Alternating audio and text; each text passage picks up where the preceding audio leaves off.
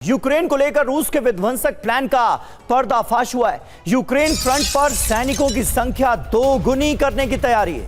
भीषण हमले की तैयारी कर रहा है रूस। जंग का जल्द से जल्द अंजाम चाहते हैं पुतिन। ये बड़ी खबर सामने आ रही है, यानी अब रूस जो है वो जल्द से जल्द इस जंग को कंक्लूड करना चाहता है। भीषण हमले की तैयारी कर रहा है और इसीलिए सैनिकों की संख्या में इतना जबरदस्त इजाफा किया जा रहा है। तो देखिए, पुतिन का प्लान 100% डिकोड। जी हां, प्लान 100% मतलब यूक्रेन फ्रंट पर सैनिकों की संख्या दुगना करने की योजना।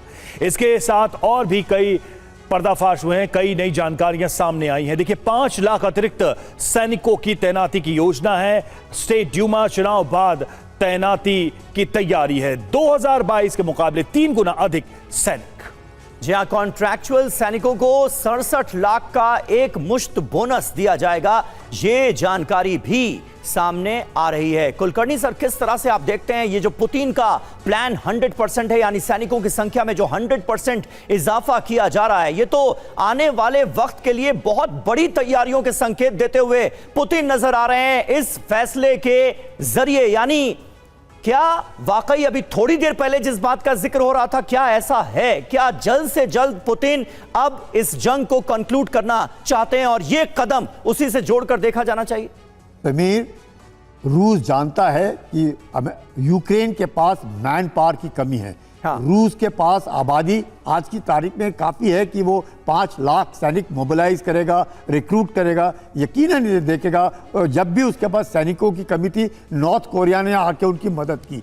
यूक्रेन की कोई मदद नहीं कर पा रहा है। यूक्रेन मैन पावर में अकेला अपने बलबूते पर लड़ रहा है। उसको ज़रूर इक्विपमेंट मिल रहा है, लेकिन मैन पावर नहीं मिल रहा। यही खामी जो है अब जो रूस ने पकड़ ली है, और रूस भी चाहता है कि टोटल वॉर में अब ये जो लड़ाई है समाप्त होनी चाहिए। यूक्रेन को सैनिक मिलने बहुत मुश्किल है।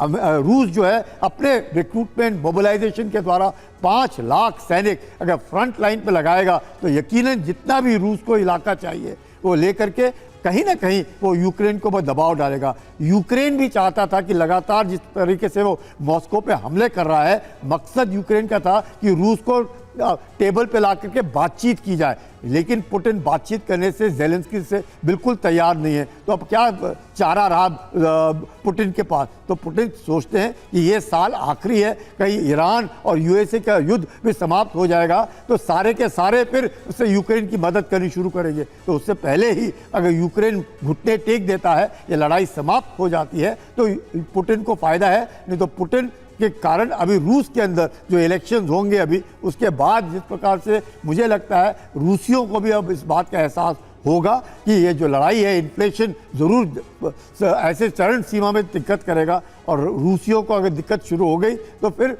पुतिन को भी दिक्कत होगी। यूक्रेन तो वैसे ही बेचारा मारा जा चुका है, यूक्रेन के पास तो अब हालत कुछ भी नहीं है। तो ऐसे इसमें रूस चाहता है कि अब लड़ाई समाप्त इसी साल होनी चाहिए, नहीं तो रूस को कठिनाइयां हो सकती हैं।